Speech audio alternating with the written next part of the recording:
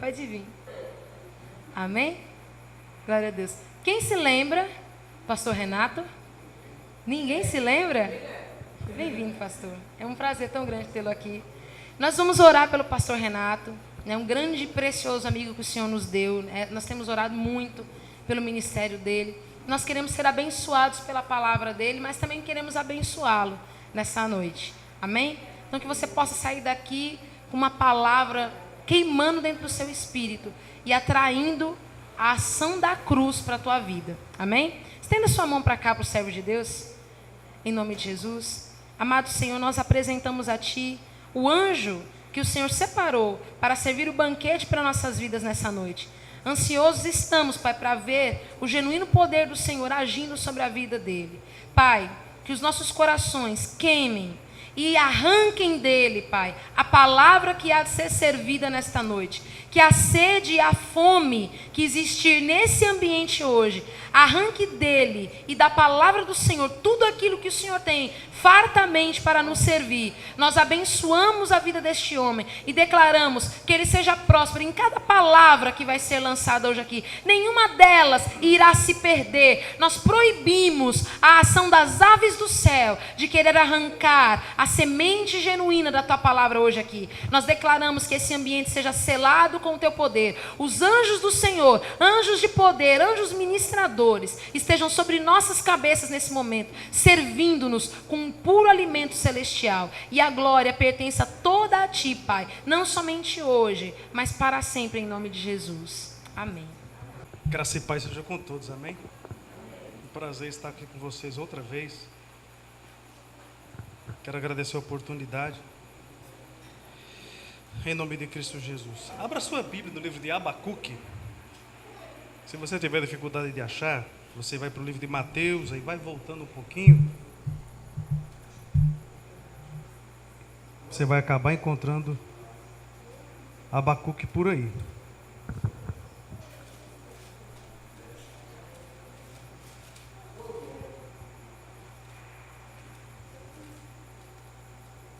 Quem achou vai dizendo amém.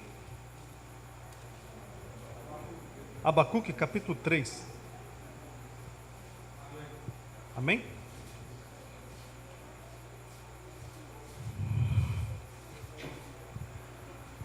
Abacuque capítulo 3.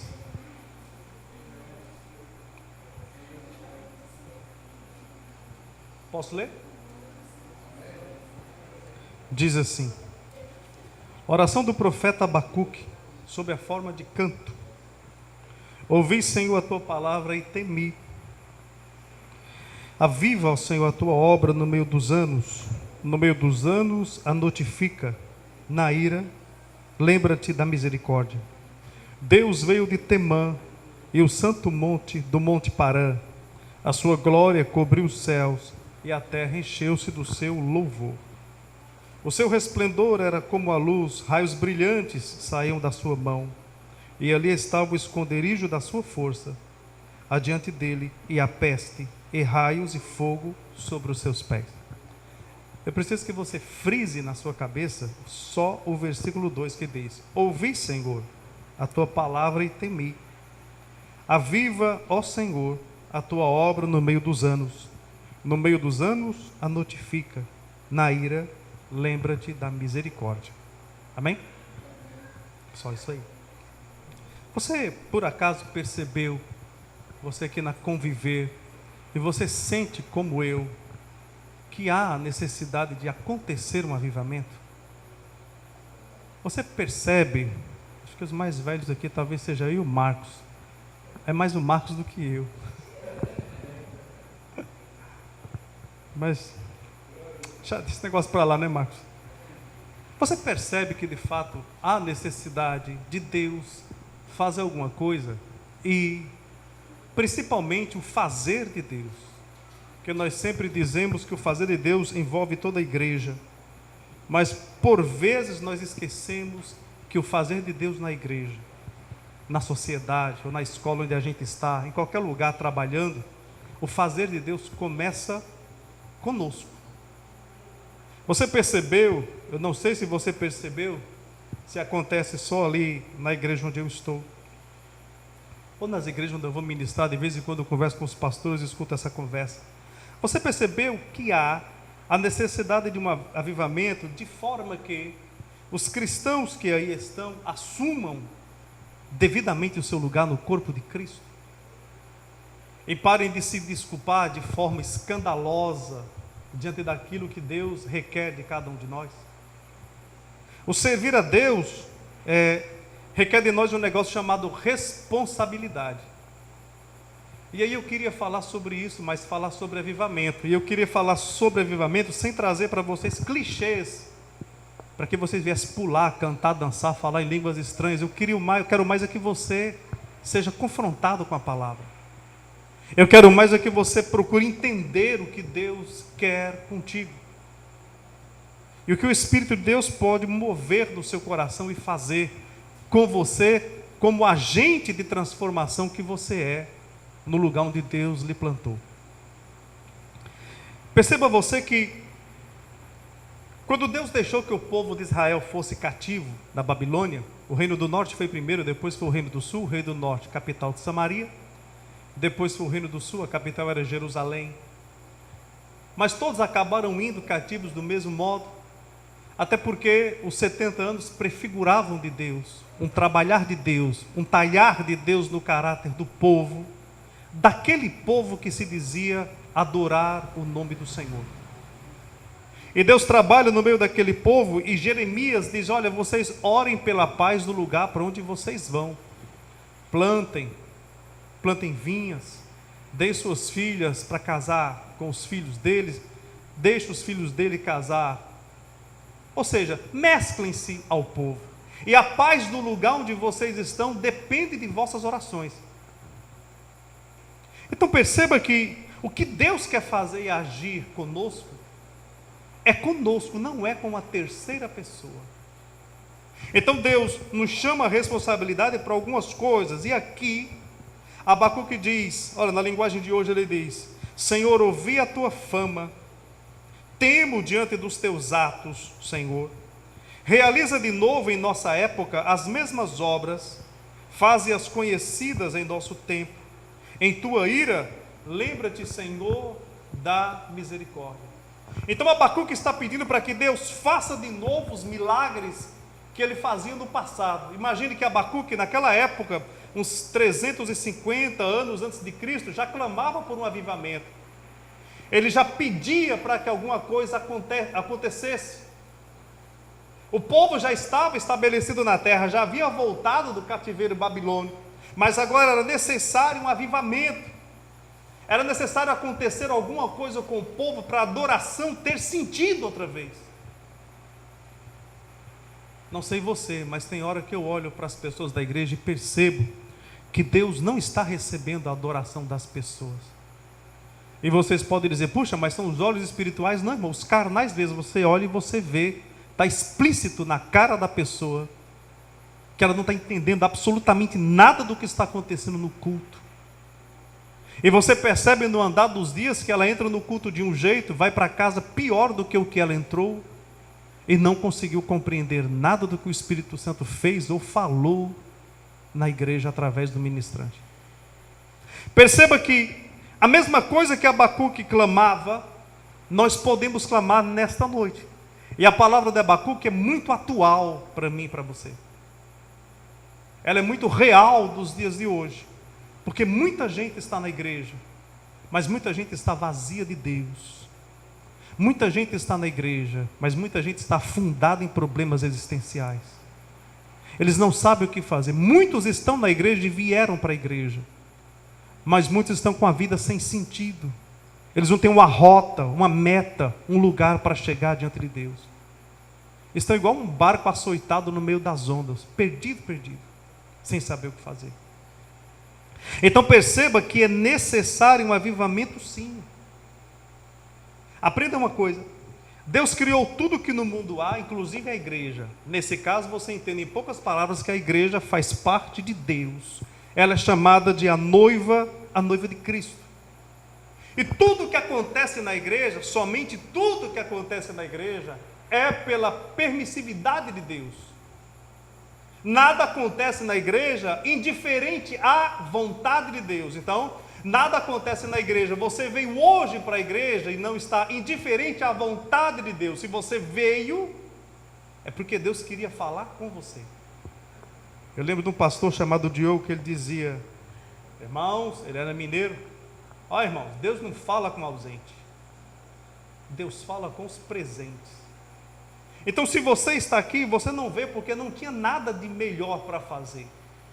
Você veio porque no seu coração o Espírito te tocou e te trouxe mais uma vez para você estar diante de Deus, para que alguma coisa aconteça contigo no meio deste culto. Você veio porque a vontade de Deus puxou você até aqui. De outra forma você tinha ficado em casa. De outra forma você estava afundado no sofá. De outra forma você estava em frente à TV.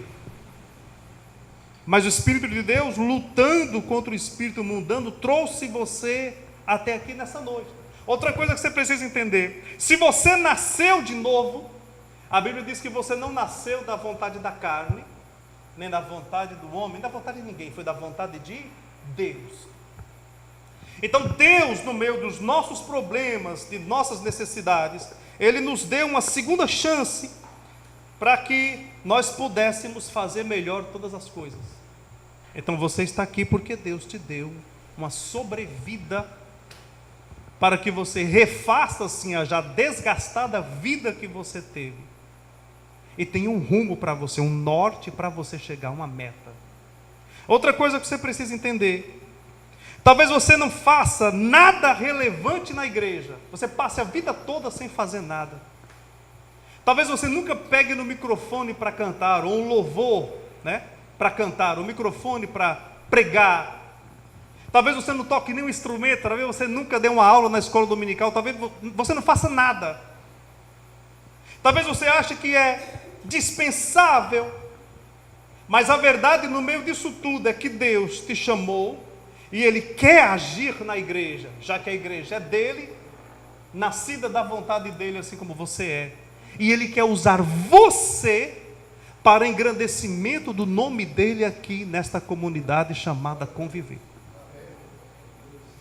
E quando nós não entendemos o nosso encaixar, onde é que nós nos encontramos no corpo de Cristo, ou seja, o que parte da engrenagem nós somos, nós vamos ficar igual uma folha no vento, sem rumo, sem saber o que fazemos.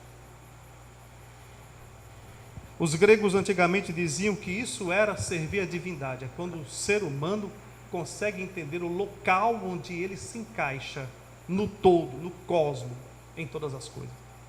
Enquanto você não entender quem é você diante de Deus, enquanto você não conhecer você mesmo e o peso que você tem diante de Deus, e para o agir de Deus, você vai continuar tendo uma vida vazia. Você vai continuar achando que o culto de hoje é igual ao de ontem, ou da semana passada, e nunca é. A glória de hoje tem que ser maior do que a glória de domingo passado. E se houver culto segunda-feira de oração, tem que ser melhor do que o de hoje. Porque a cada momento que o tempo passa, nós vamos brilhando até chegar à estatura de varão perfeito. Então, você de hoje não é o mesmo crente de ontem, você é melhor, porque você já ouviu uma porção a mais da palavra, você se purilou mais, você já recebeu mais de Deus, mais favor de Deus. Então você deve ter mais sabedoria. Quanto mais o tempo passa, quanto mais você ouve a palavra, mais sem desculpa você fica diante de Deus, por não fazer o que Deus quer fazer através de você. Aleluias. Então por que precisamos do avivamento? Por que necessitamos de um avivamento? E por que achamos que o avivamento é quando nós chamamos um pregador, o pregador de fogo? Você sabe como é que é isso, né, irmão? Você lembra como é que é? Aleluia. O meu amigo Marcos conhece. Aliás, eu já falei, vou repetir, eu fui batizado com o Espírito Santo com o terno do Marcos. Eu acho que era a unção dele, estava no terno, e eu fui batizado.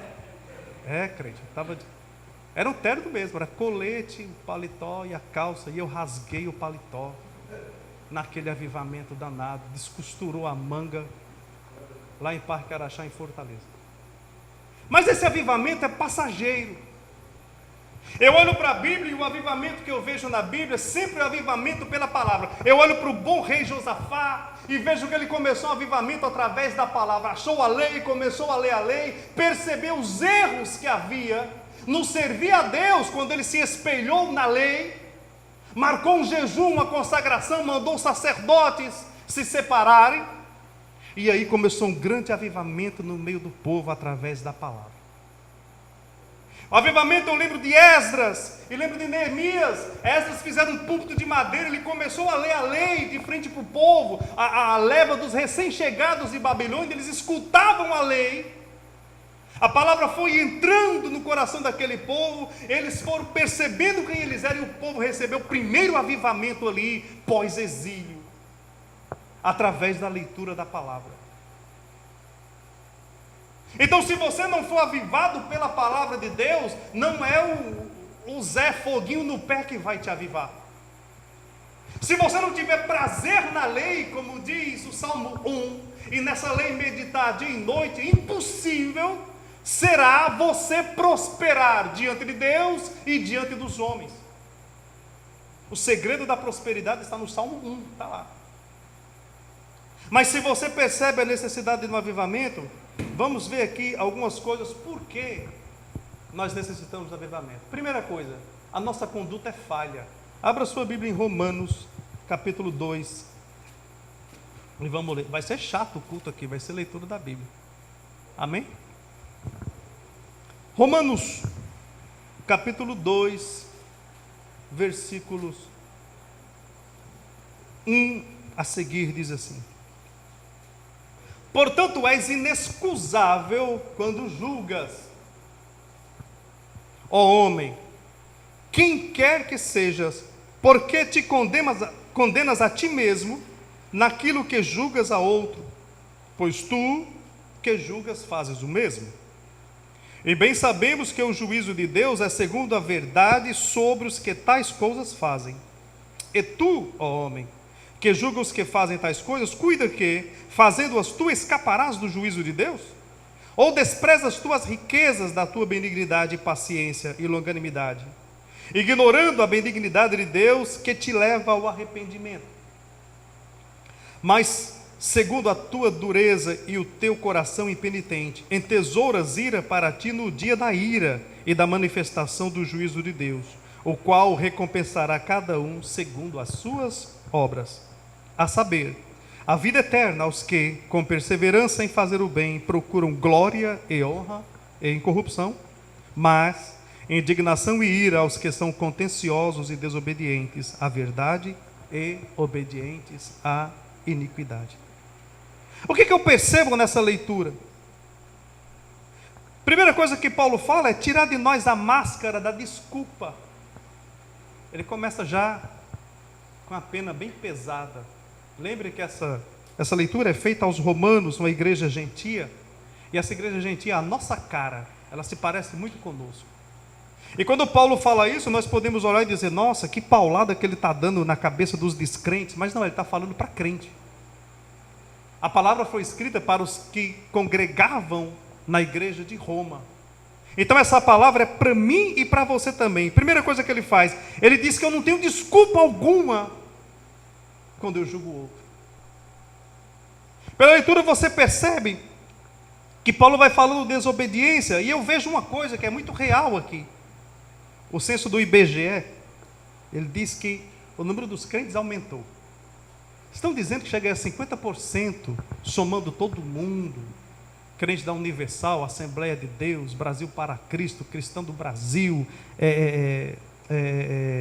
Conviver, enfim, todas as igrejas juntas, as protestantes dão aí cerca de 50% dos brasileiros.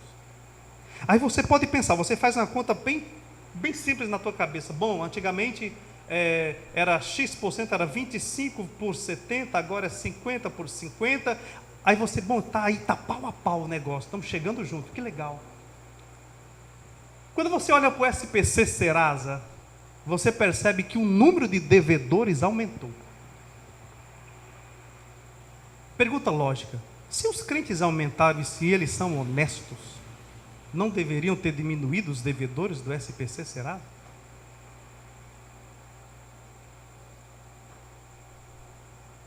Ou não? Então você percebe que o aumento do número dos crentes não aumentou a nossa taxa de honestidade. Pelo contrário, a coisa está pior do que o que estava. Aumentou 25% os devedores do Brasil todo. De cheque especial, de cartão de crédito, de gente que compra carro e não paga, de tudo que você puder imaginar. Aí está a realidade, a necessidade de um avivamento. Por quê, pastor? Porque se os crentes aumentaram e eles se dizem honestos, se eles têm a tendência de julgar os que estão de fora, o aumento do número de cristãos deveria diminuir o dos devedores, dos caloteiros. Deveriam diminuir. Aqueles que têm na placa do carro atrás, esse carro pertence a Jesus e passa no farol vermelho, devia sumir do mapa, devia desaparecer. O número devia diminuir. Aqueles que carregam escrito na camiseta, eu sou de Jesus, mas continuam dando mau exemplo na escola, na faculdade, no trabalho, também deveria diminuir. Mas não é o caso, aumentou. Então perceba que aqui está um motivo para nós nos arrependermos de quem somos, chorarmos nossa miserabilidade diante de Deus, clamarmos a misericórdia de Deus, porque o aumento dessas pessoas que se dizem cristãs sobrecarrega sobre nós a necessidade de termos uma vida condizente com a palavra de Deus. Ou seja, um avivamento é mais necessário hoje do que nunca. Há uma grande necessidade desse negócio. E nós cansamos de ouvir alguém dizer, não, é para ser crente, mas, sabe, a minha vizinha, rapaz, minha vizinha é uma vizinha fictícia, viu? Aqui, a vizinha é minha, não é sua não, minha vizinha. A minha vizinha, essa mulher, ela disse que é crente, mas ela tem a língua tão grande. Quando essa infeliz morrer, nós vamos ter que providenciar 2 caixões, um para ela e outro para a língua, que ele vai ter que ir num caixão à parte. Então os exemplos de cristão que nós temos são esses exemplos gritantes, que nos envergonham. E Paulo diz que é mistério que isso aconteça, para que os que resistem, para que os que são fiéis, os que são verdadeiros, brilhem mais do que estrelas no firmamento. Essas coisas têm a tendência de acontecer, mas o fato disso acontecer clama a mim e a você a obrigatoriedade de estarmos de joelhos diante de Deus, clamando o avivamento real sobre nossas vidas, clamando a misericórdia.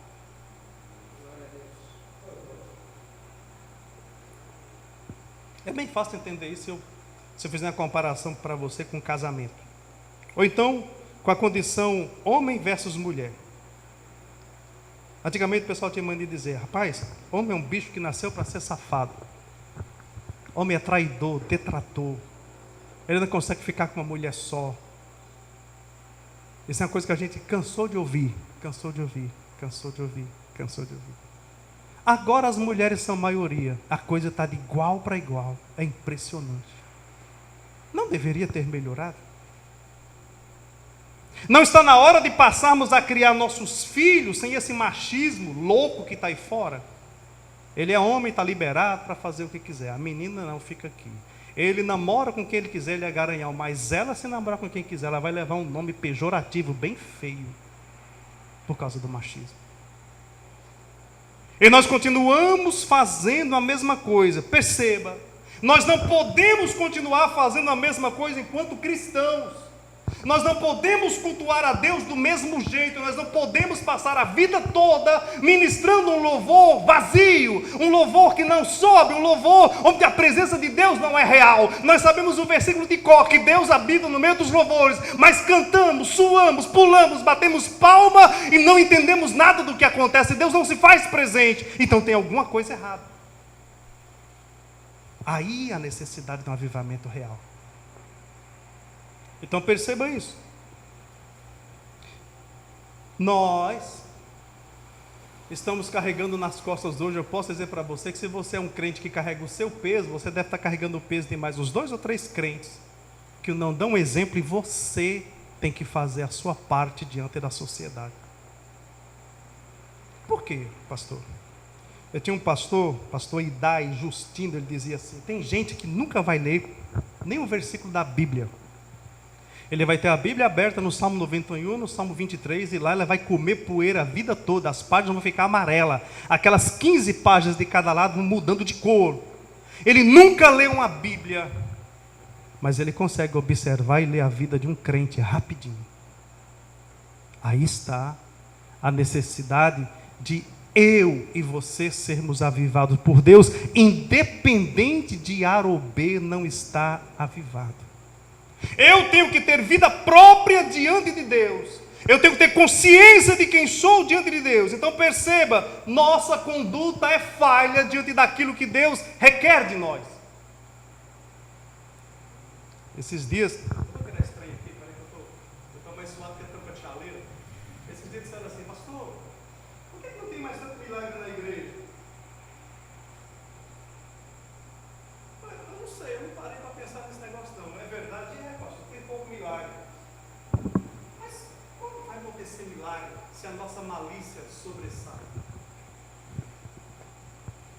Como vai haver alguma coisa se nós estamos vivendo a mesmice diante de Deus, a mesma coisa diante de Deus? Mais uma vez eu posso trazer para você a comparação do casamento. Quer dar uma mexida no seu casamento? Faça algo diferente para o teu marido. E você, companheiro, faça alguma coisa diferente para a sua mulher. Você quer dar uma avivada na sua vida espiritual? Faça alguma coisa diferente diante de Deus. É a mesma coisa. Deus nos chama a sair da rotina. É sempre o mesmo negócio, o mesmo quadradinho, a mesma forma, o mesmo jeito. A nossa conduta tem sido falha. 2, nossas conversas, na maioria, são infrutíferas. Abra sua Bíblia aí, em Tiago. Esse camarada, esse tal de Tiago, é doloroso ouvir ele, quer ver? Tiago, capítulo 3.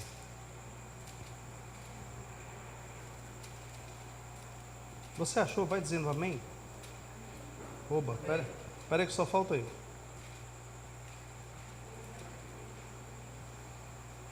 Tiago 3, a Bíblia diz assim, versículos 1 ao 3.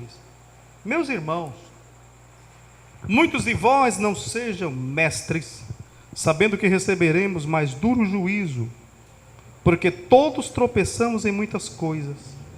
Se alguém não tropeça em palavra, tal varão é perfeito e poderoso também para refrear todo o corpo. Ora, nós pomos freios nas bocas dos cavalos, para que nos obedeçam, e conseguimos dirigir todo o seu corpo. Perceba que Tiago está nos comparando a cavalos. Como Tiago é gentil. Então o que Tiago está dizendo? Você continuar essa leitura, ele vai falar da língua, ele vai falar que é como um pequeno leme, que ele conduz o corpo todo, ele começa aí. Você vai perceber que ele acaba explicando que a nossa conversa, em sua maioria, é balela, e não nos leva a absolutamente nada. Interessante é você perceber que você nasceu, como eu, com 2 orelhas, se você preferir, 2 ouvidos, ou como a gente diz em São Paulo, 2 orebas, e uma boca. Talvez Deus, no intuito de que você escute mais, fale menos. O interessante é você, numa conversa, entender que quem domina a conversa não é quem fala demais, é quem ouve todas as coisas. E se você parar para pensar nisso, você vai também aprender a orar. Sabe orar? Aquele negócio que a gente faz, dobra o joelho e liga a metralhadora no automático e vai já dizendo para Deus, amém, e fica, acho que acabei. Acabou, já disse tudo que tinha que dizer, vou levantar, pronto. Faça diferente. Converse com Deus no dia da semana. E diga para Deus o seguinte: Espírito de Deus, me leva à oração. Me chama à oração. Peça para o Espírito te chamar à oração. Ele é o seu companheiro que intercede por você com gemidos inexprimíveis. É Ele quem tem que estar contigo no momento de oração. Peça para Ele: Espírito de Deus, me conduza, me leva, me chama à oração. Não sei se vai acontecer com você assim, comigo me dá uma tristeza. Tem dia que dá uma vontade de chorar. Eu estou de bobo em casa, e de vez em quando eu faço as loucuras, só eu e meu filho. Daqui a pouco eu coloco um louvor e a gente começa a pular em casa, a dançar e brincar. E meu filho que está aqui, o Kaique, é meio caladão, assim, meio sisudo, diferente de mim, que eu falo demais. Eu falei: pai, você está ficando bobão. Você está ficando bobão. Só está nós dois aqui, vai aproveitar. Não, pai, não, deixa para lá. Ele é desse jeito, deixa para lá. E aí, no meio daquela festa toda, de vez em quando o coração aperta, dá um aperto no coração que você não sabe de onde vem. É uma saudade de quem você não imagina, porque você também nunca viu. Mas o Espírito consegue colocar no teu coração saudade de Deus. Aí deixe que o Espírito venha sobre você, já que foi Ele que te conduziu, Ele que fez essa de paracleto, de condutor, Ele que te levou, Ele foi teu aio. Deixa Ele entrar em você e tirando aquilo que você não sabe traduzir com palavra, aquilo que você não põe para fora, aquilo que dá um nó na garganta, você não sabe o que dizer. Você busca no seu parco português e as palavras falham. Então, deixa Ele tirando, deixa Ele no seu âmago. E deixa a lágrima ir descendo. Ele vai traduzindo aquilo tudo diante de Deus. A oração vai começar a fazer efeito para você. Quando você tiver a sensibilidade de ouvir o Espírito de Deus, não essa loucura que os pentecostais malucos falam, ouvir Deus gritando, não. Quando Ele ministra em você de forma que você entende, quando Ele te constrange, quando Ele faz suas entranhas tremerem, e você se ajoelha e você percebe, há uma presença ali com você. Por mais que você não diga nada, mas a lágrima vai descendo e a glória vai te cobrindo. A Shekinah de Deus vai sobre a tua vida. Você vai percebendo que de fato é se entregar diante do Senhor. É quando você constrange o teu coração. Tem gente que pensa que constranger o coração é você colocar uma música triste para você, através daquela música triste, não, é você quem tem que constranger seu coração. Porque se você pensar bem, miserável você é, pecador você já tem dois fortes motivos para constranger teu coração e cair de arrependimento diante de Deus, para que um avivamento brote dentro de você de uma vez por todas, e tua vida comece a fazer sentido diante de Deus. E esse negócio de vir para a igreja ao domingo comece a fazer sentido. E você entenda que nessa entrega que você faz, a Bíblia diz que Deus não rejeita um coração contristado. Ele te toma, Ele tome posse de você. E diga: agora finalmente, depois de uns 15, 20 anos que você é crente, agora finalmente você é meu. Pasme, isso aconteceu com Pedro. Tu me amas, Pedrão? Aí Pedro: opa, claro, Senhor, estou junto aí. Como diz, estamos juntos e misturados. Tu me amas, Senhor? Amo, Senhor. O Senhor sabe que eu amo. Pedro, tu me amas? O Senhor sabe de tudo. Deus sabe quem você é, criatura. Não pense que é uma forma de você enganar. Então perceba, é melhor você contar logo para Ele como está o teu coração. É melhor você dizer logo para Ele como está a tua vida e parar de mentir a Deus em oração. Tem gente que mente para Deus em oração, achando que Deus é bobo. A pessoa se ajoelha, saiu de casa, deu um chute no gato, deu um tapa na orelha da mulher, chegou em casa: Senhor, eu estou diante de Ti, eu te agradeço por estar aqui, por Tua bênção. Miserável, não conta o que aconteceu, não fala a verdade. Ele não diz. Como é que Deus vai receber essa oração, criatura divina? É tempo de você deixar Deus permear a tua vida. Parar com as conversas que não levam a nada. Nós Nós, na maioria das vezes, perdemos mais tempo falando de roupa, de sapato, no caso de mulher, de cinto, brinco, calça, enfim, aquelas coisas que, aquela maquiagem, aquele make da hora, aquele cabelo que está na moda aí, Cacá, tamo junto, cabeleireiro nós dois, a tudo aquilo que faz parte. Falamos um monte de bobagem do WhatsApp, damos risada de um monte de porcaria, mas não falamos algo consistente, algo que vale a pena, algo que construa alguma coisa. Nós desacreditamos do agir de Deus na vida do outro. Perceba, nós acabamos fazendo igual Pedro, nós negamos o Cristo da cruz. Não estou dizendo que você não vai falar no WhatsApp, pelo amor de Deus, mas eu queria dizer para você não ser tão doido pelo WhatsApp. Tenha calma, a vida fora do WhatsApp.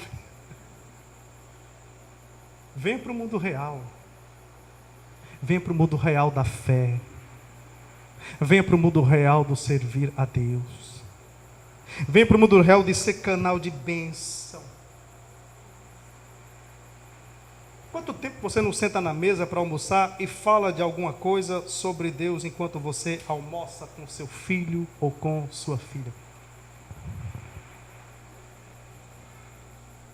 Quanto tempo você não medita de alguma coisa interessante em casa sobre a palavra de Deus? E a maioria de nós, os crentes, até me acostumar a usar esse negócio vai ser difícil. Nós queremos vir para a igreja e achamos que na igreja a coisa vai acontecer, na igreja a bênção vai chegar e o horário já foi.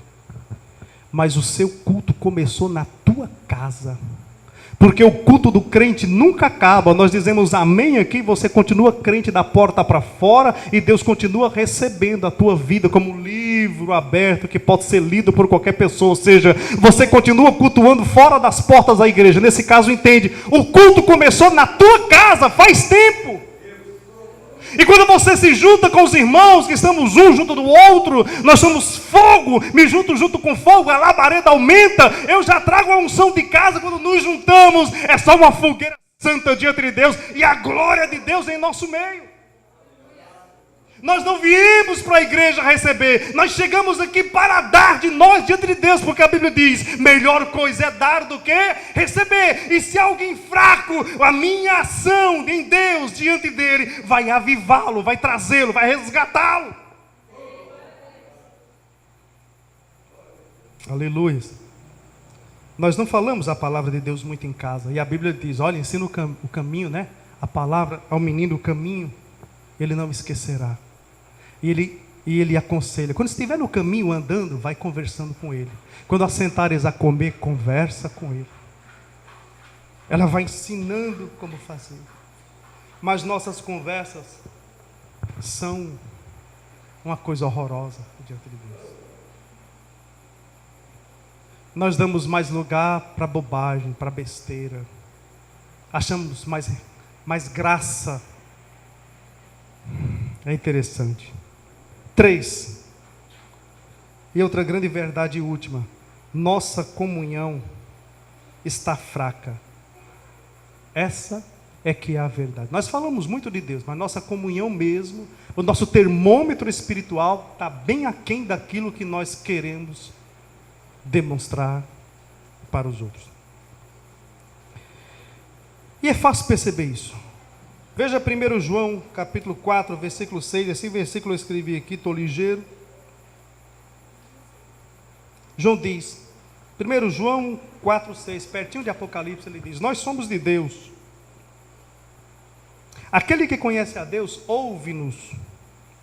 Nisto conhecemos nós o Espírito da verdade, o Espírito de Deus. Então perceba que João, ele meio que consegue parafrasear um versículo da Bíblia e um ditado muito usado entre os crentes que diz, quem é de Deus, ouve a palavra de Deus. É detestável dizer-se de Deus e não ouvir a palavra de Deus. Não faz sentido. Então, se eu posso dizer que a nossa comunhão está fraca, eu queria falar para você alguns sintomas. Feche seus olhos. Feche seus olhos. E vai percebendo aí, Não dá risada, que é para você não se entregar na frente dos irmãos. Ninguém precisa saber. Perceba, você por acaso acredita mais em profetas do que na palavra de Deus exposta e em sua exposição? Você é daqueles crentes que acredita mais do que o irmão fulaninho de tal, fogo nos pés, diz, do que o seu pastor, ou o seu presbítero, ou sua pastora, ou o seu conselheiro, ou o seu professor da escola dominical te fala quando te ensina?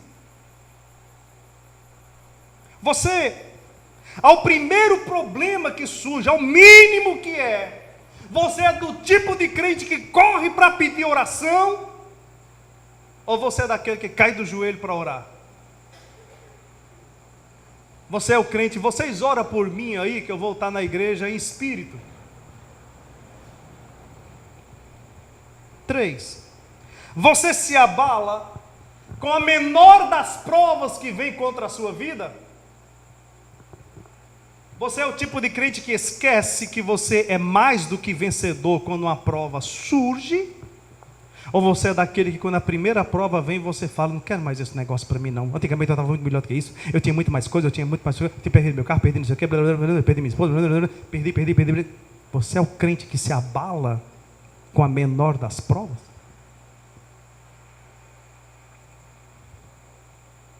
Mais um. Você ora miseravelmente pelo menos 2 vezes ao dia? Você pelo menos agradece o dia quando você se levanta, ou quando você senta na cama, pelo menos sentado? Você agradece pelo dia? Você consegue orar pelo menos 3 vezes ao dia, como fazia Daniel? Eu quero uma novidade para você. Os muçulmanos oram 5, hein? 5 vezes ao dia. Nós estamos em falta. E a sua oração é pelo menos 1 hora? Ou são só míseros 5 minutos?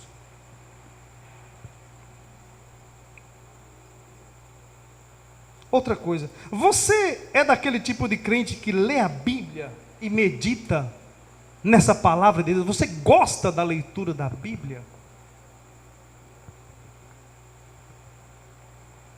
Mais uma.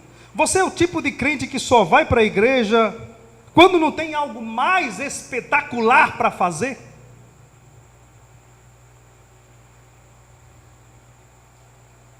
Bom, vamos parar por aí. Se você se encaixou em uma dessas, ou 2, ou 3, ou em todas, acho que não tem ninguém nessa condição.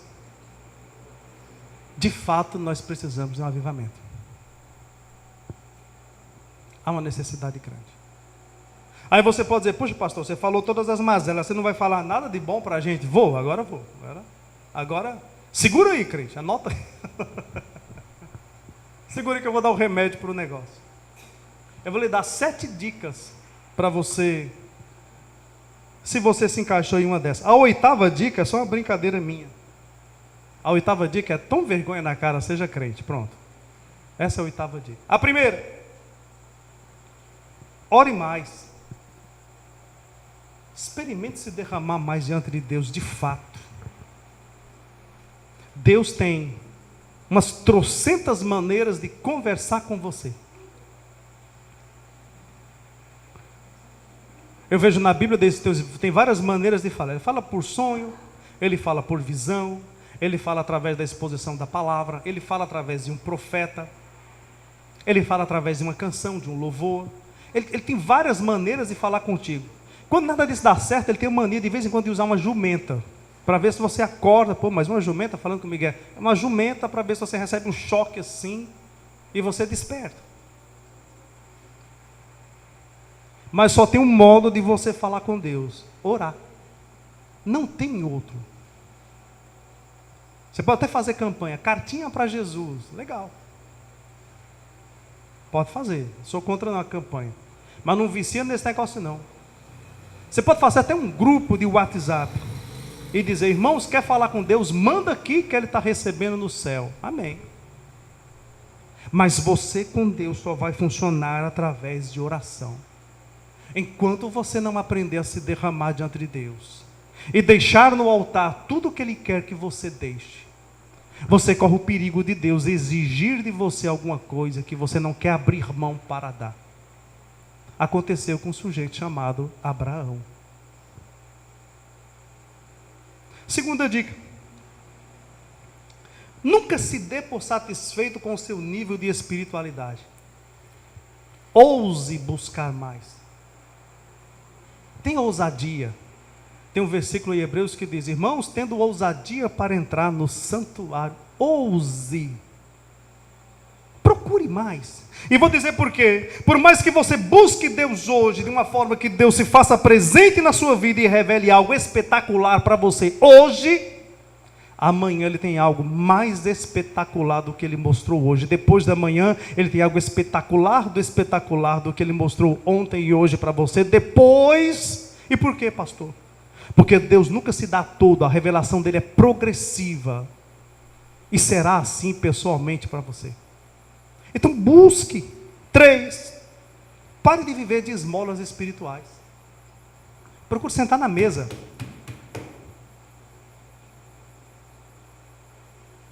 Pare de achar-se que venceu porque viu só a ponta do iceberg. Procure entender a profundidade do que está lá embaixo. Vá buscar o que está oculto, o que está escondido. Vá tentar compreender. Tem um versículo da Bíblia que fala isso. Aquilo que o olho não viu, nem o ouvido ouviu, nem subiu ao coração, são todas as coisas que Deus tem reservado. Procure entender o que é que Deus tem no oculto para a sua vida. 4, mude sua conduta. Ainda é tempo de você viver melhor. Não seja pequeno diante de Deus. Eu lembro de uma palavra de um senhor chamado José Wellington Bezerra da Costa, nos encontros de pastores, nas escolas de obreiro que tinha em São Paulo. Ele diz: irmãos, ele tem maneira de dizer assim, ele fala: companheiros. Ele fala assim: companheiros, vocês precisam ser crentes. Agora, irmãos, se você quer ir para o inferno, ele dizia, pare com esse negócio de andar com a Bíblia, vá para o inferno feliz. E pare de fingir que é crente e nos fazer passar vergonha. Mas se você quer ir para o céu, irmão, venha para o céu feliz também. Esqueça o que ficou para trás do mundo. Ou seja, pare de cochear entre dois pensamentos. Você sabe uma coisa? Hoje eu tenho que vou acender uma vela para Deus, como diz aquela música, uma vela para Deus e uma reza para o cão. Tem uma música que diz isso. Acho que é de Sai Guarabira. Isso não vai dar certo. Veja o seu lugar, viva melhor diante de Deus.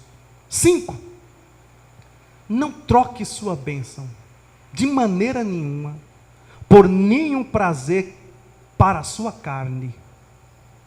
Seja o prazer que for, eu garanto uma coisa para você, não vai valer a pena. E se você trocar, se prepare para chorar. Que até você voltar ao patamar que você estava, vai demorar alguns anos. Não troque. Venda caro. Não se entregue.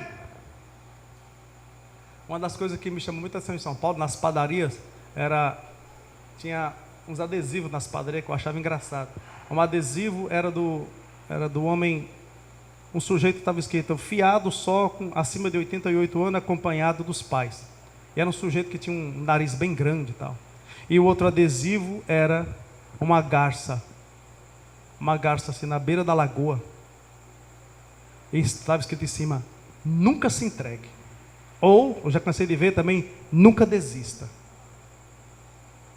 A garça estava com um sapo na boca. Ela estava engolindo o sapo. Só que o miserável do sapo pegou no pescoço da garça e apertou. E o que aconteceu? Ele não conseguia engoli-lo. Ela não conseguia engolir o sapo não se entregou. Há um ditado que resume isso. A Bíblia diz, o ditado diz: se correr o bicho pega, se ficar o bicho come. E aí, o que é que você faz nessa hora? Não vai ter jeito? Então, meu amigo, lute até o fim, não se entrega não. Venda caro quem você é. A bênção que Deus entregou na tua mão e na tua vida foi pago com preço de sangue. Não se entregue. Porque vai chegar uma hora que você, no meio da luta, cansado, cheio de cicatriz, de cair, de levantar, de lutar, cheio de ferida, o bom samaritano vem te visitar e te levanta e coloca na cavalgadura dele, te leva para a estalagem. Ele vai cuidar de você. Não se entregue. Então, não troque sua bênção. 6. Ouça Deus através da palavra. Medite. Eu lembro do pastor Ponho Show, ele teve uma ministração lá na igreja. É uma figura desse tamanho, Marcos. Ele é bem baixinho. Apesar de ser coreano, que os coreanos geralmente são altos, são mais altos que os japoneses, mas ele é pequenininho. Ele conta que ele teve um problema pulmonar, que esqueci o nome aqui o que ele teve, e ele era budista, pneumonia, né? Pneumonia muito forte. Aí a pergunta lançada é: por que a igreja na Coreia cresceu? E por que a igreja no Brasil não cresce? A primeira resposta que ele deu: brasileiro não gosta de ler, né? Pronto. O avivamento vem pela palavra. Vem pela leitura da Bíblia. A fé vem pelo ouvir dessa palavra. Experimente ler a Bíblia em voz alta para você mesmo. Você vai ser outro. Pastor Kenai esteve na Coreia, ele disse que acontece uma coisa interessante na Coreia. Ele foi ver esses grupos familiares, que o pessoal chama aqui de grupo de célula, né? Ele foi lá ver como é que funcionava. Ele disse: vai ver uma coisa interessante, que o que é? A igreja tem nos montes, ou tem na própria igreja, um local de oração. E os irmãos, quando estão com problema, e eles têm problema demais para orar lá, porque a Coreia do Norte vive ameaçando, eles entram para orar e dizem que só sai de lá quando Deus mandar a resposta. Ele explica esse negócio aí para a gente, Kenai. Kenai é um sujeito aqui, de Juazeiro, na Bahia, pastor da Igreja Batista. Ele diz: eles sobem para orar, pastor Raimundo.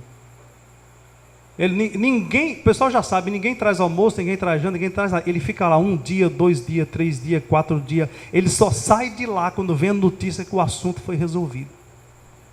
Pergunta: ninguém morreu? Ele disse: não há notícia de nenhum crente ter morrido em oração. Eu vi gente ficar lá 10 dias direto, sem sair do local, orando. Era só o que o Mara faz: lê a Bíblia e ora. Lê a Bíblia e ora. Lê a Bíblia e ora. Até que alguém de casa diz: olha, manda avisar fulano que a bênção chegou. Ele desce e finalmente ele vai fazer a refeição. Essa igreja tem que ter a tendência de crescer. Você há de convir comigo que ela tem que ser mais forte, mais fortalecida do que eu, do que você. 7.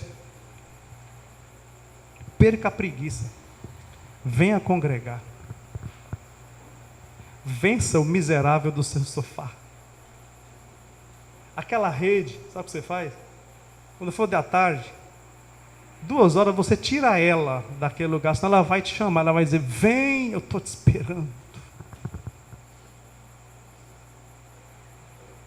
Que vai chegando a hora de ir para a igreja, sabe, a rede fica mais gostosa, a cama, é um calor miserável, que eu não me acostumei ainda, mas a cama está mais gostosa. Aí Deus abençoou você, você comprou um ar-condicionado, colocou lá, aí dá aquela preguiça de vir. Sabe, que horas são? Bem 5. Daqui a pouco eu levanto. Faça a comidinha mais leve domingo, para não pesar no estômago, sabe? Para você não ter aquela indigestão. Geralmente o que atrapalhava os irmãos lá era aquela macarronada abençoada, pesava. E o camarada estava empachado para vir para a igreja, ele vinha assim meio pesado. Se ele desse um glória a Deus, ia ser uma dificuldade. Perca a preguiça, venha congregar. Pegue alguém pela mão. Bora? Você vai comigo hoje? Experimente chamar alguém. Identifique-se com alguém para que você cuide dele, discipule ele e traga para a igreja. Tente ser pai de alguém na fé.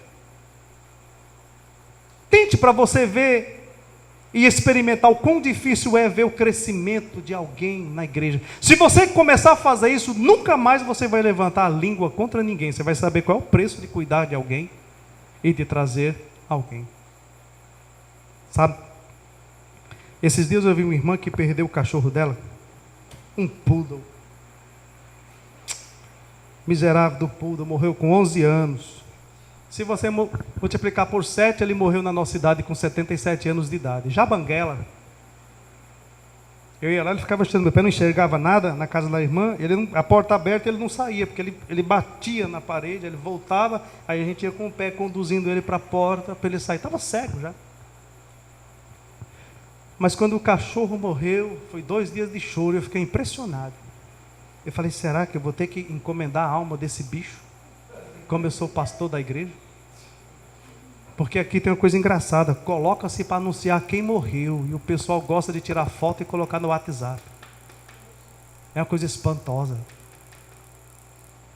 E eu me preparei para fazer o culto de 7º dia do cachorro. Eu falei, vai ter que fazer, porque o pranto e o choro lá está tremendo na casa, a pessoa está. E ainda agora já faz 8 dias, você com a falta, meu amigo, meu companheiro. Eu perguntei, você percebeu que fulana não vem mais na igreja, sua amiga? Ela disse, não. Eu falei, pois bem, morreu na fé.